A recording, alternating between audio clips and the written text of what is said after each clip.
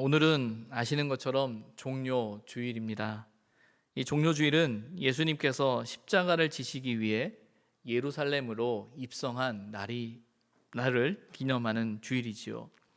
사람들은 호산나를 외치면서 다윗의 자손으로 오신 예수님을 환호하고 또 환영했습니다. 하지만 작은 나귀를 타신 예수님은 십자가를 지시기 위한 순종의 걸음이셨고 우리를 향한 사랑의 걸음이셨습니다. 인간적으로는 당신이 죽어야만 하는, 감당해야만 하는 그 길을 가시고 계셨던 것입니다. 그러나 아무도 그 걸음을 상상하거나 이해하지 못했습니다. 어쩌면 오늘날도 여전히 그저 환호만을 외칠 뿐 그 걸음에 전혀 함께하지 못하는 그 무리의 모습이 오늘 저와 여러분의 모습은 아닐까라는 생각을 해보기도 합니다. 지식적으로는 너무나 잘 알고 있지만 막상 우리의 삶의 자리에서 우리 믿음과 분리되어져 있는, 그래서 우리 절기가 반복되어지는 시간으로만 우리에게 다가오는 것은 아닐까라는 염려도 됩니다. 그러나 우리의 이해와 상관없이 하나님의 구원의 사건은 이루어졌습니다. 분명한 것은 그 걸음이 있었기에, 그 순종이 있었기에, 그 죽음이 있었기에 오늘날 우리의 모든 것이 의미가 있을 수 있는 것입니다. 그리고 우리가 이해할 수 없고 하고 싶지 않지만 그러나 해야 되고 할 수 있는 일들이 바로 그 걸음으로부터 시작되었음을 우리는 알게 됩니다. 우리가 누리는 구원의 은혜는 천국을 얻는 것 이전에 그 구원받음의 고백이며 우리의 삶을 변화시키고 우리의 힘으로 살 수 없는 그 일을 하게 한다라는 사실을 우리는 기억해야 합니다. 구원받았다고 해서 천국에 간다라고 해서 우리의 구원이 다 설명되어지는 것이 아니라 구원받은 은혜로 살아가는 우리의 삶 속에 저와 여러분의 삶이 변화되어지는 것이고, 저와 여러분의 삶이 성장하는 것이고, 저와 여러분의 삶이 하나님의 말씀 가운데서 그 말씀을 조차 살아가게 하는 것이 구원의 은혜이지요. 오늘 본문이 바로 그 일 중에 하나입니다. 우리 힘으로는 할 수 없는 일인데 그러나 할 수 있는 이유, 해야 할 이유를 우리에게 말씀하고 계십니다. 21절에 베드로가 예수님께 이렇게 질문하고 있습니다. 주여, 형제가 내게 죄를 범하면 몇 번이나 용서하여 주리이까? 베드로의 이 질문은 앞선 본문 15절부터 20절까지의 말씀, 그리고 이 마태복음 18장 전체와 연결되어지는 질문이기도 합니다. 천국에서 누가 큽니까? 라는 질문으로부터 시작되어진 이 마태복음 18장의 말씀은 공동체에 대한, 신앙의 공동체가 어떠해야 되는 것에 대한 예수님의 가르침으로 이어지고 있습니다.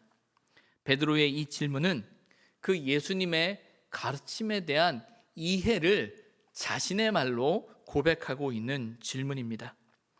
예수님의 가르침을 들은 베드로가 예수님의 가르침을 이해했는데 그 이해는 이런 것입니다. 그래, 용서하라는 말씀이구나 라는 거였습니다. 예수님은 아직 용서라는 단어를 사용하고 계시지 않으셨습니다.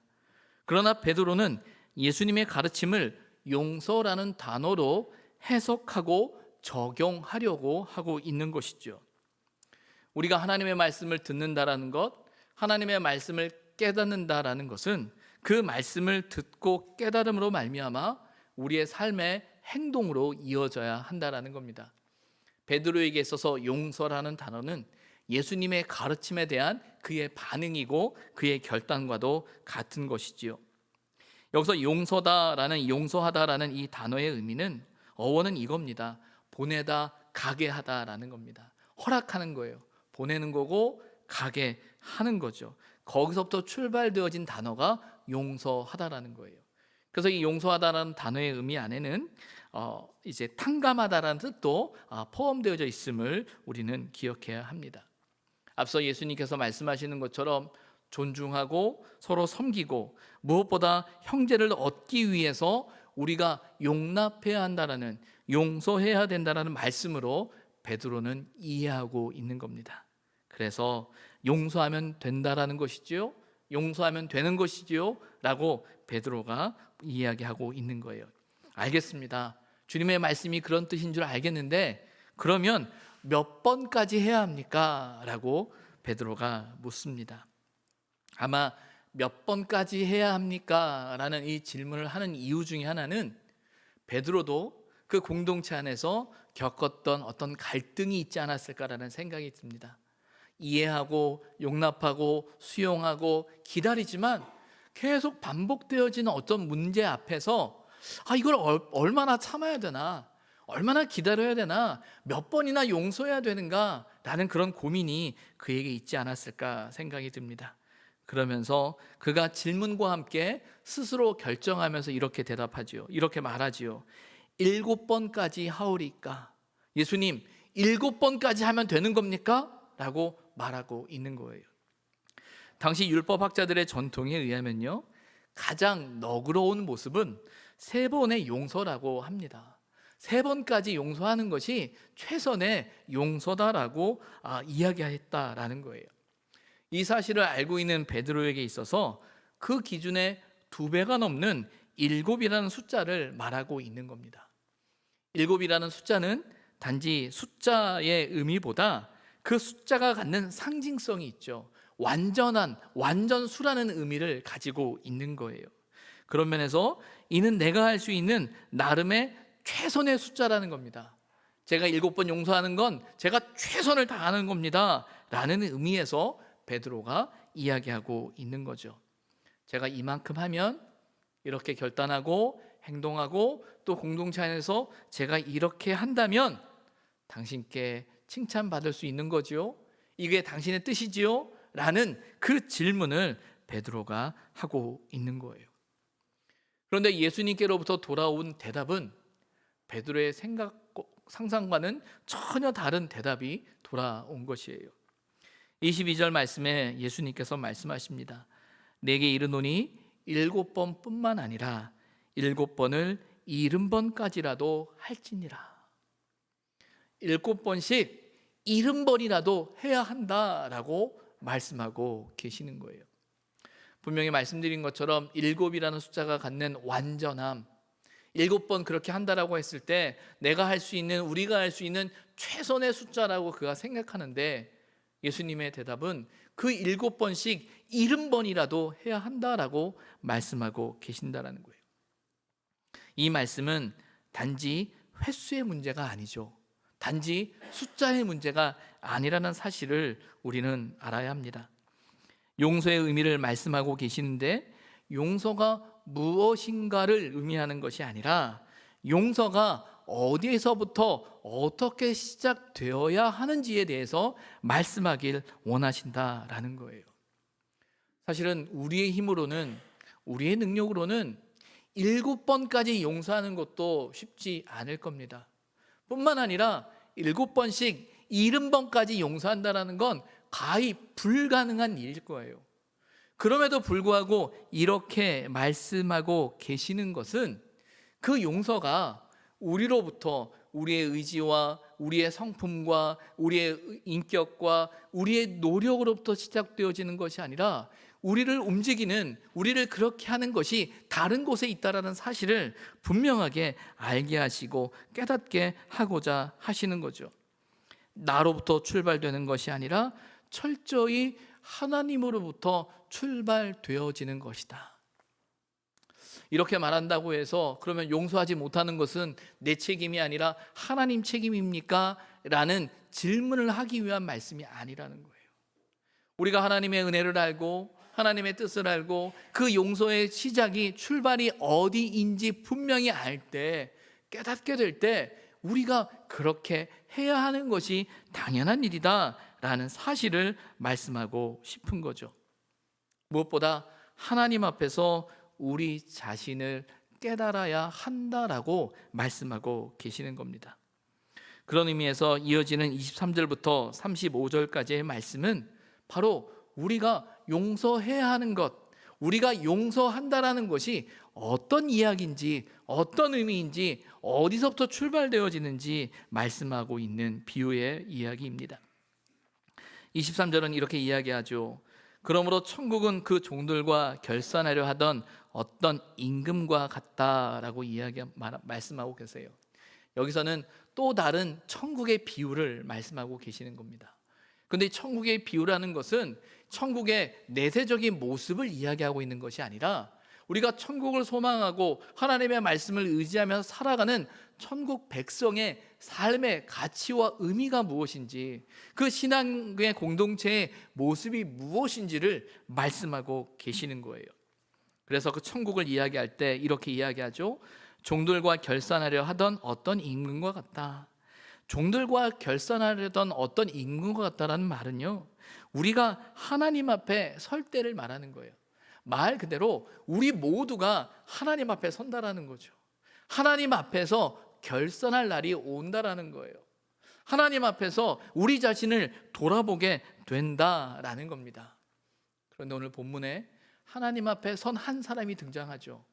그 한 사람은 오늘 본문에서 이렇게 소개합니다. 10,000달란트 빚진 자다라고 소개하고 있어요. 10,000달란트 빚진 자. 이 달란트에 대한 이야기를 성경을 통해서 많이 듣고 보시지 않았을까 생각이 듭니다. 하지만 사실은 이게 그 성경의 어떤 화폐의 단위고 또 무게의 단위이다 보니까 우리에게 피부적으로 잘 와 닿지 않아요. 때로는 그때의 화폐의 크기를 오늘날의 화폐로 환산하는 것이 한편으로 또 의미가 있지 않을까라는 생각을 갖지만 사실은 화폐의 단위 개념이 다르다 보니까 크게 다가오지 않아요. 그런데 오늘 본 10,000달란트의 크기를 우리가 이해할 때 오늘 본문을 읽어 내려가다 보면 데나리온이라는 단어가 나오죠. 그 데나리온이라는 단어로 우리가 생각해 본다면 그 시대적인 상황에서 10,000달란트의 크기가 어떤 크기인지 우리는 조금 가늠할 수 있을 것 같습니다. 1데나리온이다라고 말하는 것은요, 그 당시 노동자의 하루 품삯이라고 합니다. 하루 우리가 열심히 일을 했을 때 받는 돈이 1데나리온이다라는 거예요. 그래서 1달란트다라고 말하면요, 그것은 6,000데나리온을 이야기하는 거예요. 말 그대로 1달란트, 한 달란트다라고 이야기할 때 이것은 한 사람의 노동자가 6,000일 동안 쉬지 않고 일할 때 받을 수 있는, 모을 수 있는 돈이라는 거예요. 그럼 여러분, 10,000달란트는 어떻게 될까요? 10,000달란트는 말 그대로 6천만 데나리온이에요. 중요한 건 그러면 6천만 데나리온은 노동자가 얼마나 일을 해야 모을 수 있는 돈인가? 이 6천만 데나리온을 365일로 나누게 되면 숫자가 어떻게 나오냐면요, 16만 4,384년이 나옵니다. 말 그대로 이 10,000달란트를 모으려면요 16만 4,384년 동안 모아야 하는 돈이에요. 이 숫자가 사실 우리에게 의미가 있습니까? 이렇게 설명되어지고 해석되어지는 건 뭐냐면 이 10,000달란트라는 이 빚은 사실은 저와 여러분이 감당할 수 없는 숫자예요. 여기서 만이라는 단어가 갖는 1만이라는 숫자가 갖는 상징적인 의미도 그런 겁니다. 가장 큰 숫자라는 상징성을 가지고 있는 거예요. 그래서 10,000달란트 빚진 자다라는 그 말 속엔 도저히 갚을 수 없는 빚을 진 사람이다라는 의미를 갖는 거예요. 혼자 이 말씀을 이렇게 묵상하면서 이런 생각을 해봐요. 그렇게 어마어마하게 큰 돈인데 아니 도대체 그 사람은 어떻게 하다가 그만큼의 돈을 빚을 졌는가? 그때는 뭐 지금처럼 뭐 주식이 있는 것도 아닐 거고 비트코인이 있는 것도 아닐 거고 뭐 어딘가에 크게 투자를 해가지고 손해를 봐서 이렇게 되는 건가? 라는 인간적인 상상을 해보게 되죠. 근데 중요한 건 그 이 10,000달란트라는 개념 안에서는요, 우리가 상상할 수 없는 어마어마하게 큰, 우리가 갚을 수 없는 그것을 상징하는 게 바로 이 1만 달란트라는 거예요. 중요한 건 1만 달란트 빚진 자가 그 주인 앞에, 임금 앞에, 하나님 앞에 섰다라는 거죠. 성경은 이렇게 말합니다. 그가 갚을 것이 없었다. 맞아요. 갚을 것이 없을 뿐만 아니라 갚을 수도 없는 거예요. 그래서 그 문제를 머리로 계산적으로 해결할 수 있는 방법이 뭐냐면, 오늘 본문에 나오는 것처럼 주인이 명하여 그 몸과 아내와 자식들과 모든 소유를 다 팔아 갚게 하라라고 되어져 있어요.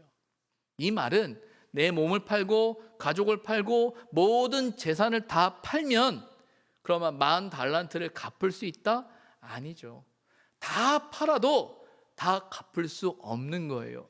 그러나 중요한 건 계산적으로 따지면 그 빚에 대한 책임을 감당하려면 적어도 이만큼은 해야 되는 게 맞다라는 바른 판단이다라는 상식적인 판단이다라는 거예요. 이에 대해서 그 종이 10,000달란트 빚진 사람이 그 주인에게 엎드려 절하며 말합니다. 내게 참으소서. 조금만 기다려 주십시오. 조금만 참아 주십시오. 라고 말하는 거예요. 그러면서 말하죠. 다 갚으리이다.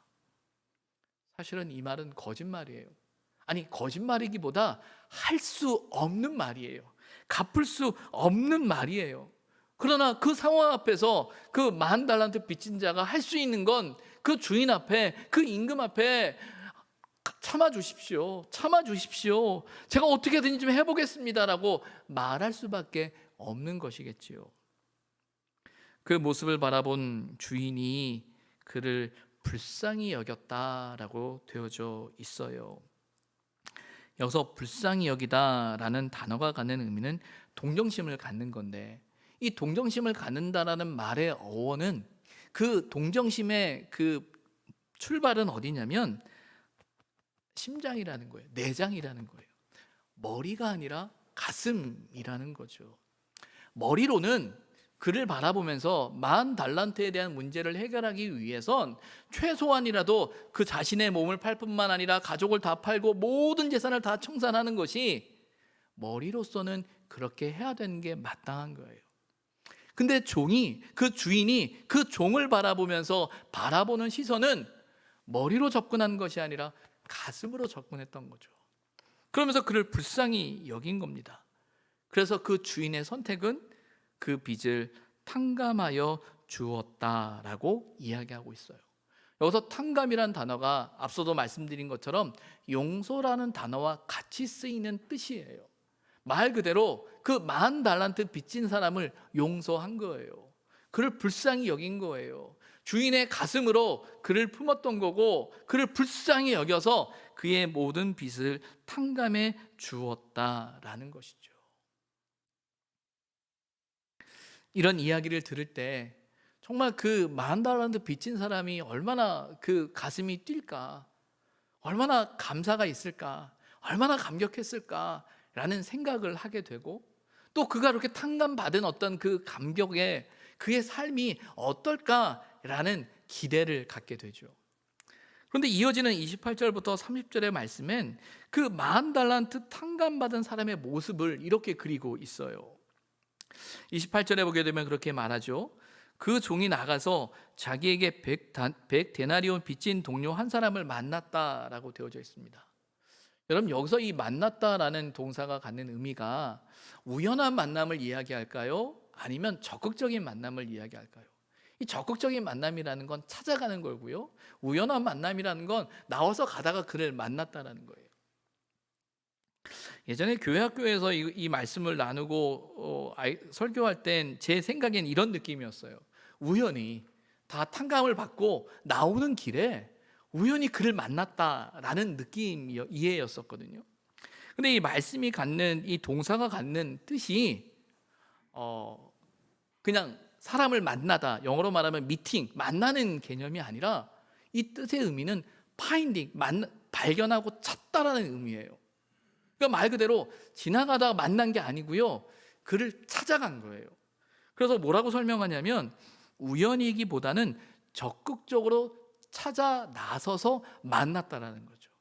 자, 10,000달란트 탕감을 받은 사람이 그 이후에 그가 나와서 100데나리온 빚진 동료를 찾아갔어요.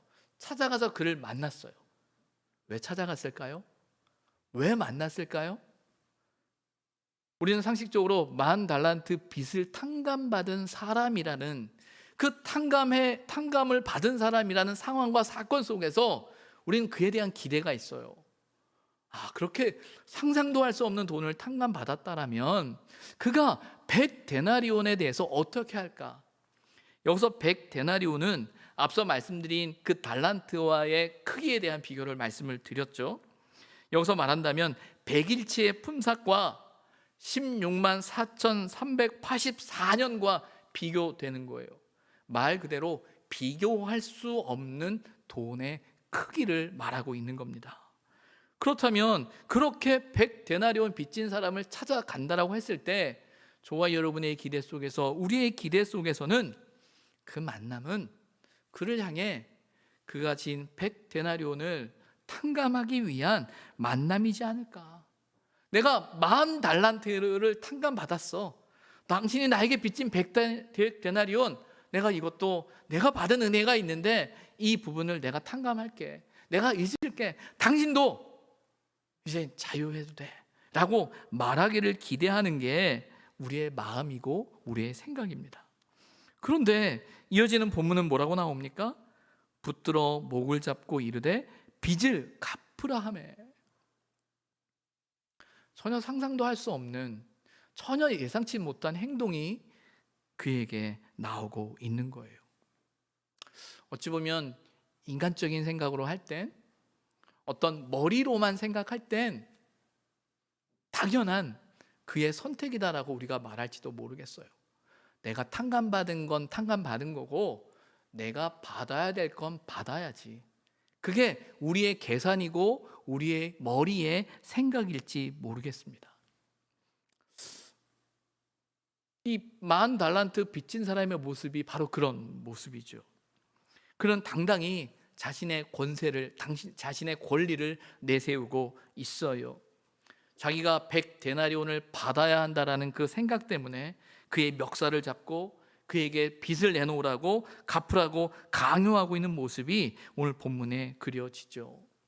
어찌 보면 100데나리온을 받아야 한다라는 생각은 어찌 보면 자신 스스로가 갖는 이것이 옳다라는 생각이고 이것이 맞다라는 생각이고 이것이 당연하다라는 권리라는 생각 때문에 그의 모든 행동을 자유롭게 만들어내지 모르겠어요. 100데나리온을 받아야 되기 때문에, 당연한 권리이기 때문에 그의 멱살을 잡고 있는지도 모르겠어요. 때로는 우리가 옳다라는 생각 때문에 너무나 함부로 할 때가 참 많다라는 생각이 들기도 합니다. 이런 상황 앞에서 100데나리온 빚진 사람은, 그 친구는, 그 동료는 이렇게 말하죠. 엎드려 간구합니다. 40달란트 빚진 사람이 그 주인 앞에서 엎드렸던 것처럼 그 마음으로 나에게 참아주소서, 내가 갚으리이다. 앞서서 40달란트 빚진 사람이 주인에게 말한 내가 갚으리다라는 말은 불가능한 말이에요. 할 수 없는 말이었어요. 그러나 여기서 그 동료가 말하는 나를 조금만 참아주고 조금만 기다려달라라는 이 말은요, 내가 갚겠다라는 이 말은 가능한 말이었어요. 가능한 말이었다고요. 그런데 10,000달란트 빚진 사람의 결단과 행동은 30절에 허락하지 아니했다라는 거예요. 이에 가서 그가 빚을 다 갚도록 옥에 가두었다라고 말하고 있어요. 적어도 100데나리온을 탕감하지 못한다 해도 적어도 10,000달란트 빚을 탕감받은 사람이라면 그를 조금이라도 기다려줄 수 있지 않았을까? 조금이라도 참아줄 수 있지 않았을까?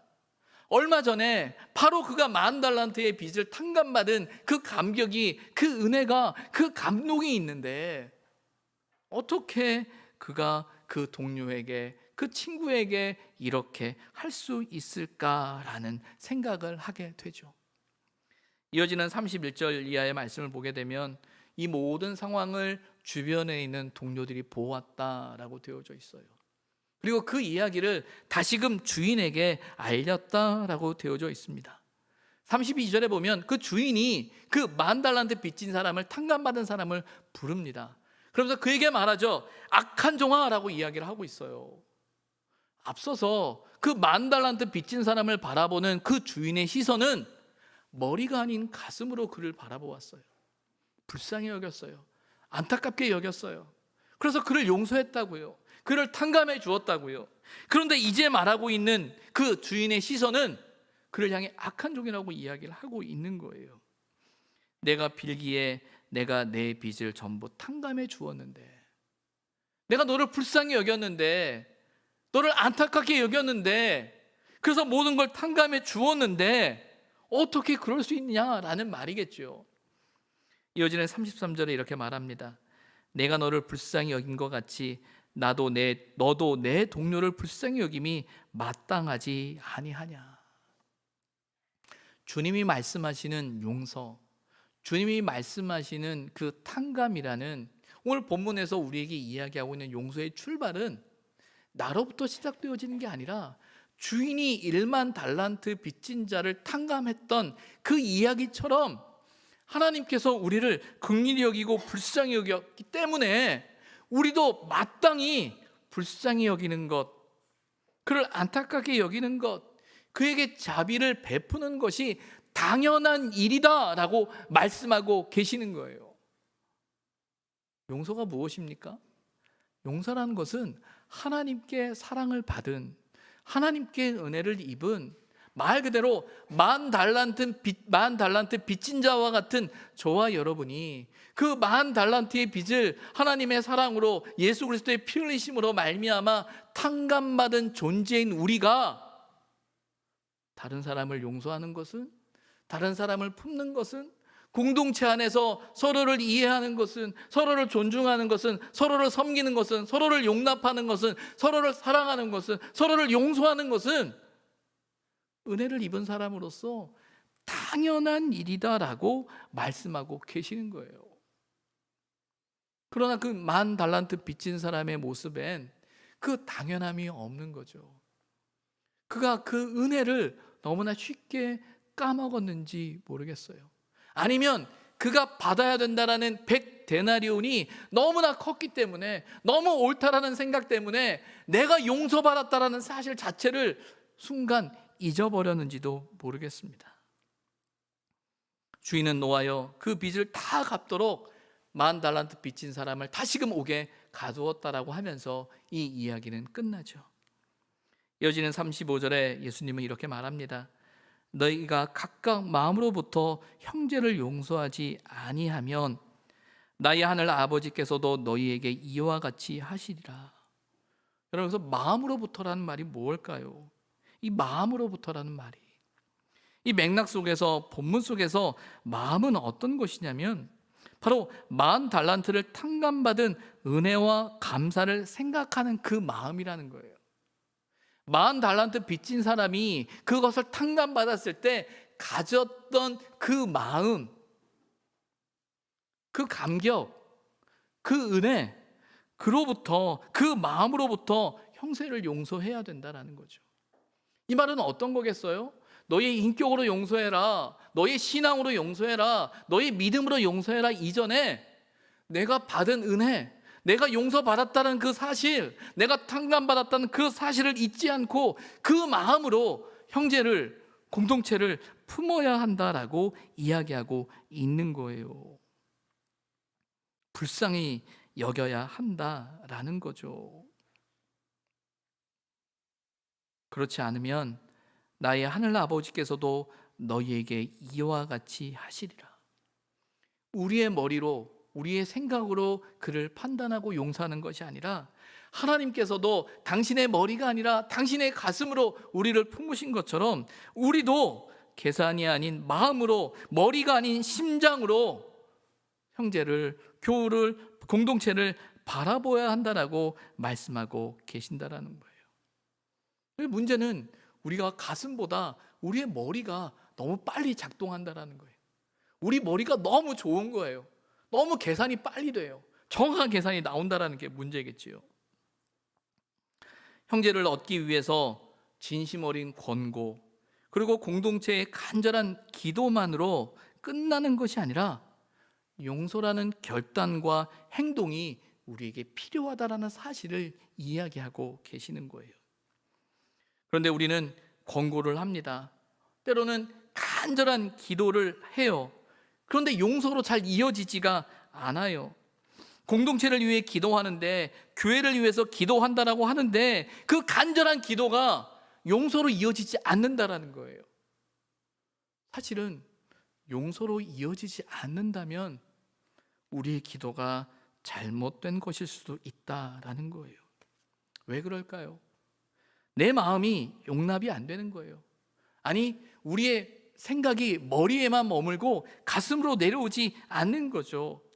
내 생각이 받아들여지지 않는 거예요. 내 계산으로는 결코 그렇게 할 수 없는 거예요. 근데 중요한 건 하나님은 우리를 향해서 계산하지 않으셨거든요. 계산한 것이 아니라 우리를 불쌍히 여기셨다라는 거예요. 우리는 스스로 생각합니다. 빚을 졌으면 갚아야 한다. 잘못했으면 벌을 받아야 한다. 맞지요? 100달란트를 100데나리온을 빚을 졌으니 당연히 갚아야 하지요. 스스로 채권자라고 생각한 나머지 채무자에게 이렇게 말하는 것은 당연한 권리라고 생각합니다.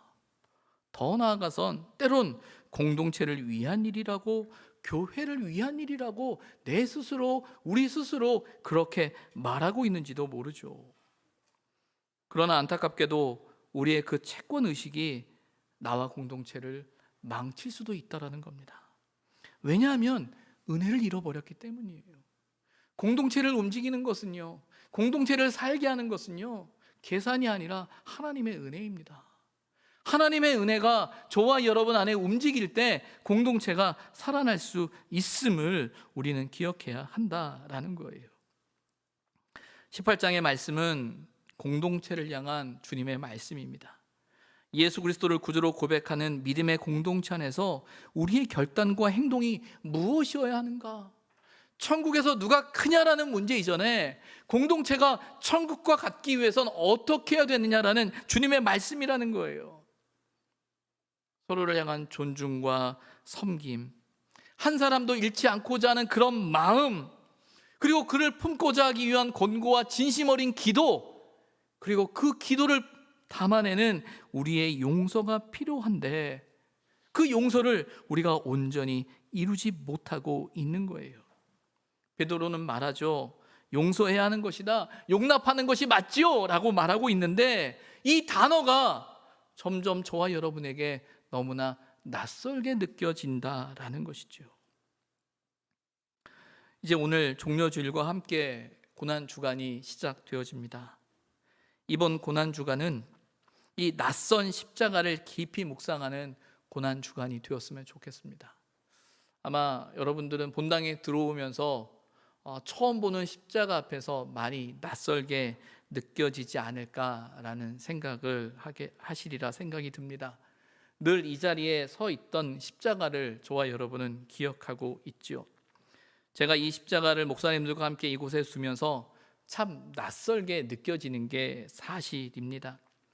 우연찮게 이 십자가가 만들어졌고요, 이렇게 세워지게 되었습니다. 이렇게 말하는 게 좀 우습고 이게 무슨 말이야 라는 생각이 드실지도 모르겠지만 처음부터 새로운 십자가를 세우고 또 이 십자가를 여기다 두자라는 마음으로 시작한 일은 아니었거든요. 일부러 나무를 구한 것도 아니고 일부러 이런 모양을 만들려고 한 것도 아니고 만들다 보니, 특별히 고난주간을 준비하면서 이 준비의 과정을 준비하다 보면서 이 십자가가 여기에 세워지게 되었습니다. 참 낯설 수밖에 없는 이 십자가이지만 이 십자가를 이곳에 세운 것은 고난주간을 시작하는 우리 공동체의 십자가라는 생각이 제 마음에 들었기 때문입니다. 그래서 이번 고난주간은 이 낯선 십자가를 묵상하는 시간이 되었으면 좋겠다라는 생각을 갖습니다. 지난 1998년으로 기억하고 있습니다. 이곳에서 첫 번째 성금요일 기도회를 준비하기 위해서 가로수 정비로 버려진 나무를 가져와 본당에서 사용할 십자가, 그리고 또 교우들과 함께 나눌 십자가를 만들었던 기억이 있습니다. 우리는 그 십자가에 참 익숙해져 있죠. 그때는 생각하지 못했는데 그 십자가와 함께 우리가 20여 년의 시간을 우리는 이곳에서 보내게 됐죠. 20년 넘게 우리는 그 십자가의 못을 받고 가시관을 걸었습니다. 매년 당연한 듯 고난주간 그때마다 그 십자가는 주님의 고난을 더 깊이 생각하게 했고 우리를 갈보리 언덕으로 인도하고 안내를 했습니다. 올해도 여전히 우리를 주님의 고난을 깊이 깨닫게 하는 그 십자가로 사용될 것입니다. 그런데 2021년 고난주간을 맞이하면서 우리는 낯선 십자가를 바라보고 있습니다. 이 낯선 십자가는 우리 공동체가 앞으로 함께 감당해야 할 십자가입니다. 못을 받고 가시를 거는 십자가가 아니라 우리 공동체가 짊어져야 할 십자가라는 것이죠. 우리는 십자가의 못을 받고 가시를 거는 것으로 고난주간을 보냈죠. 그리고 예수님의 그 고난이 당연한 듯 그 고난을 또한 우리는 잊어버렸습니다. 그러나 진정한 고난의 참여는 그 고난을 기억하는 것이 아니라 그 고난을 감당하는 것입니다. 주님의 십자가가 우리를 살렸기에 이제 우리는 우리의 십자가를 통해 생명의 역사를 이루어야 한다라는 거예요. 예수님께서 십자가에 달려 죽으셨기에, 우리를 구원하셨기에, 우리의 죄를 다 감당하셨기에 내가 뭘 해도 괜찮다가 아니라 주님의 그 십자가가 나를 살렸다면 이제 우리가 감당해야 할 그 십자가를 통해서 우리가 사람을 살려야 한다는 거죠. 이번 고난주간 옛들 묵상은 우리 한 사람 한 사람이 감당해야 할 그 십자가를 보다 더 깊이 묵상하는 시간이 되어야 하겠습니다. 옛들 묵상에 오셔서 주님의 고난을 깊이 묵상하면서 우리가 감당해야 할, 내가 감당해야 할 그 십자가가 무엇인지 생각해 보시기 바랍니다. 묵상의 걸음 속에서 나의 십자가를 찾게 될 것입니다. 묵상의 걸음 속에서 여러분 두 손에 어떤 십자가가 들려지게 될 것입니다. 여러분이 감당해야 할, 우리가 감당해야 할 그 십자가는 어쩌면 참 낯설고 어색하고 무거운 십자가일 수 있을 겁니다. 그러나 그 십자가를 감당하는 결단과 고백이 비록 약하고 부족해도 나귀를 타고 예루살렘으로 입성하시는 예수님의 마음을 따르는 작은 걸음이 될 수 있다라고 저는 믿습니다. 주님의 걸음을 기억하는 한 주간, 그리고 우리의 십자가를 깊이 깨닫는 한 주간이 되었으면 좋겠습니다. 그리고 그 걸음의 끝에 우리를 향해 용서하라 말씀하시는 그 말씀이 저와 여러분의 결단으로 고백되어지기를 소망합니다. 기도하겠습니다.